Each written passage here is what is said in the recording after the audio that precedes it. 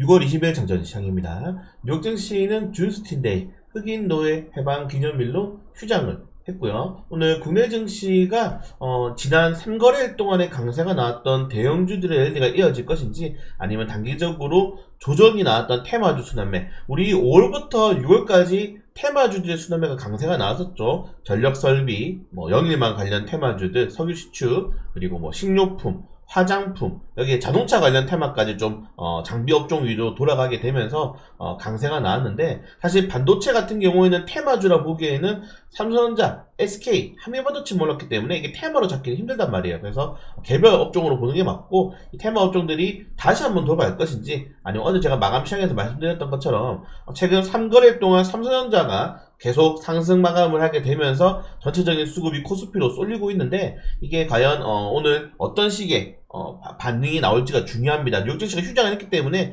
우리가 삼을 수 있는 지표가 오늘은 없죠. 투자자들이 어떤 선택을 할 건지가 가장 중요할 것 같고, 최근에 국내 증시가 코스피가 3000포인트를 찍을 정도로 분위기는 나쁘지 않은데, 이게 지수랑 정말 상승 하락 종목이랑 괴리가 너무 크죠. 제가 많이 올려드리는 이제 ADR 지표가 보시는 것처럼 120이 과매수, 80이 과매도인데 지금 과매도 구간이에요. 지수는 신고점인데 연중 최고치죠. 근데 상하락 종목들은 백분율로 나눈 값, 즉 하락 종목들이 계속적으로 우위가 나오면서 전체적인 시장의 이런 매매 포지션은 매도 포지션이 한 겁니다. 그래서 매도 종목들이 훨씬 우위를 많이 보이고 있고, 코스닥 같은 경우에는 만약에 여기서 추가적으로 과매수 구간까지 주가가 들어 올라가는 상승장이 나오게 된다면은 충분히 2800포인트 이상의 상승 흐름은 나올 수가 있는데, 그렇다고 하더라도 전체적인 종목이 오르는 대상승장은 오지 않을 가능성이 매우 높아지고 있다. 이거는 미국 증시를 따라간다고 말씀을 드렸습니다. 자, 문제는 코스닥이에요. 여러분들, 코스닥은 이미 과매도 구간을 화해를 했습니다. 80%를 이탈을 했고, 코스닥은 특히 올해 한 번도 과매수로 간 적이 없어요. 계속 하락 종목이, 코스닥 같은 경우에는 1000개씩 나오고 있죠. 그러니까 3배 정도 상승 종목보다 하락 종목들이 많이 나오는 시장이 이어지고 있는데, 이게 뭐냐면은 주도주에 들지 못하는 그런 종목들은 전부 신저가 랠리 이어가고 있는 겁니다. 신저가 랠리 이어가는 종목들이 굉장히 많습니다. 그렇기 때문에 코스닥의 약세가 이어지면서 코스피도 과매도 구간이다. 그러면은 상위 특정 한 3, 40개 종목들만 계속 지수를 추정하면서 올라가고, 나머지, 그럼 생각해보세요 여러분들, 우리나라 증시 종목들이 대략 현물로 매수할 수 있는 게 2600개 정도인데, 2600개 중에 실제로 하루에 상승하는 10%에서 상승하는 종목들이 30개가 안 되죠. 실제로 그 종목들만 시장을 돌리고 있기 때문에 어떻게 보면 승률이 거의 1%밖에 안 된다는 겁니다. 내가 당일날 매수한 종목이 그 1% 안에 못 드는 순간 시장에서 소외가 된다. 그래서 항상 지금은 분산 투자를 좀 많이 던져놔야 돼요. 우리가 낚시로 치면은 낚싯대를 많이 내려놔야 됩니다. 그래서 여러가지 테마를 좀 분산적으로 해놔야지 소외가 안 당할 수 있다. 물론 그 테마만 골라 잡으면 되죠. 근데 그게 쉽습니까 여러분들? 100%의 승률을 하기가 쉽지 않아요. 실제로 우리 양봉단도 지금 거의 5월 6월달 매일매일 수익 내다가 지금 어제 수익이 안 나왔죠. 그러니까 지금 사람들이 불만을 제시합니다. 왜 수익이 안 나오느냐고. 1%를 못하면은 나머지 99%가 손실인데도 불구하고 그런 지금 마인드셋을 가지고 있는 사람들이 너무 많다는 거예요. 시장의 현실은 이런데 현실에 좀 직시를 하셔야 됩니다 여러분들. 시장이 어려워요. 난이도가 굉장히 어렵단 말입니다.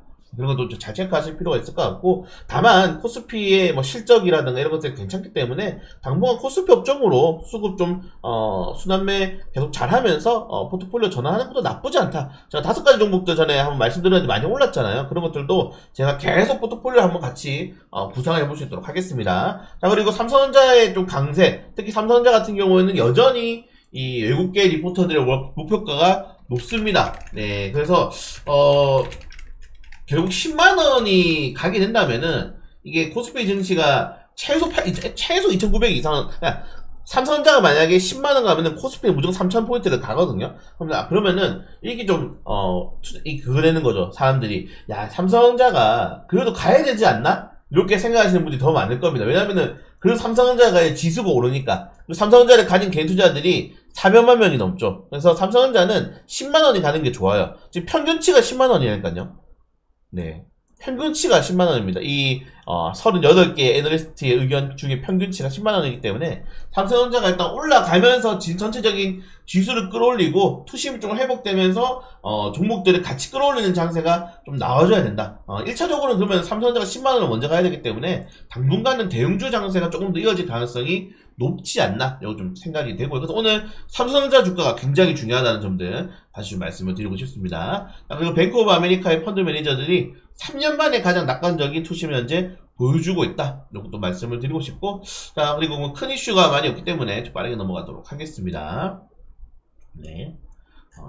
그리고 후티 반군이 그리스에서 또다시 두 번째입니다. 그리스 화물선을 실제로 침몰 시키면서 이게 지금 물류 운임비가 계속 올라가고 있죠. 최근에 석유까지 한번 올랐기 때문에 물류 해운 운임 관련 테마주들 그린로지스가 좀 많이 올랐는데 관련 테마주들 계속 관심을 가지셔야 됩니다. 뭐 적당히 투자를 해보시는 것도 나쁘지 않을 것 같다고 좀 생각이 되고요. 그리고 뭐 어제 아시겠지만 북한이 러시아와 이제 정상회담을 했는데, 이게 좀 재밌는 의견이 미국이 그렇게 좋아하진 않을 거다. 이거 좀 정세에 관심 있으신 분들은 아실 건데 북한이랑 중국이랑 사이 엄청 안 좋습니다. 네, 그래서 이 3차 세계대전의 시나리오 중에 하나가 러시아와 중국의 이런 또 분쟁으로 인해서 한쪽이 배신을 때려서 그러니까 이런 시나리오에서 뭐 재미로만 들으세요. 트럼프 대통령이 되면은 왜 이게 지금 러시아랑 우크라이나 전쟁이 종료될 거라는 의견이 있냐면은, 트럼프 대통령이 되면은 러시아랑 힘을 합쳐서 중국 조직이 오히려 할 것이다, 이렇게 될 가능성도 있고, 그래서 사실은 공동의 적 자체가 지금 어떻게 보면 중국 정도이기 때문에 중국이 이 북한과의 러시아의 관계를 그렇게 탐탁치 않아 한다, 이런 내용도 있습니다. 그래서 좀 재밌는 내용이 있다, 이 정도만 좀 체크하시면 될 것 같고, 그리고 한국이 현재 미국에서는 최대 흑자, 무역 수지가 중국에서는 최대 흑자하고 있는데, 중국에서는 우리나라 원자재를 수입하죠. 보통 우리나라가 이제 원자재를 수입해서 중국에 다시 팔아야 되는데, 지금 중국에 우리나라에 자동차라든가 소모품이 안 팔려요. 중국인들이 한국 별로 안 좋아해.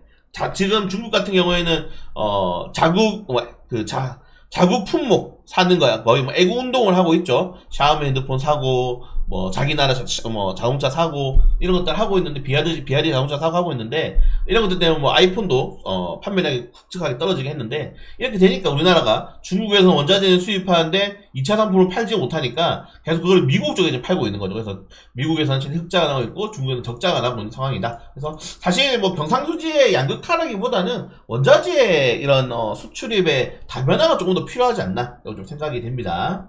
그리고 정부가 인구 국가 비상사태, 저는 엔젤 산업들, 이런 가구류, 침구류, 장난감보다는 실제로 저출산에 기여해 줄 수 있는 이런 의약품 쪽으로 좀 빅소스를 좀 추천을 드리고요. 그리고 뭐 큰 이슈는 없죠. 어제 이제 좀 영일만 관련 테마주가 나왔는데, 정부가 이제 정부랑 이제 석유공사 공동 발표를 했죠.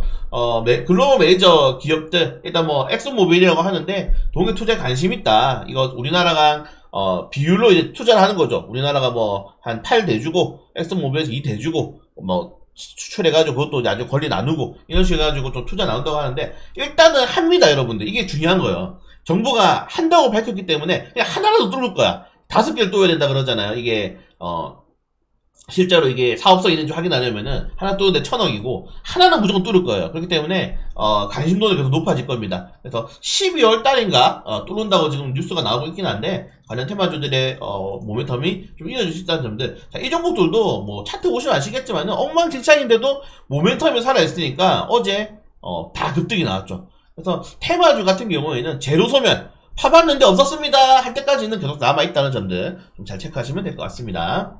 오늘 개별적인 이슈 종목들이 굉장히 많은데, 그리고 리포터가 오늘 하락 리포터가 좀 많이 나왔어요. 네, 하락 리포터가 많이 나왔기 때문에 이거 잘 체크해 보시면 좋을 것 같습니다. 네, 그래서 오늘 일정은 뭐 큰 일정이 없고, 이너스페이스 공모 참여합니다. 역시나 공모가가 상단을 기록했기 때문에 공모 꼭 참여하시길 바라겠고요. 네, 리투퍼스가 입시 주주총회를 개최하는데, 최근에 이제 뭐 사기 횡령 고소 관련된 루머가 이슈가 나왔는데 공시로 바로 반박을 했긴 했지만은, 여러분들 계속 하이솔 리튬퍼스, 엔캠, 중앙 첨단 소재, 광무 추정 60분에도 나왔던 전환사채 세력들입니다. 이런 주식들은 함부로 건드리지 마시길 바라면서 자 오늘 공모 천장 꼭 하시고 작년 시장 짧게 마치도록 하겠습니다.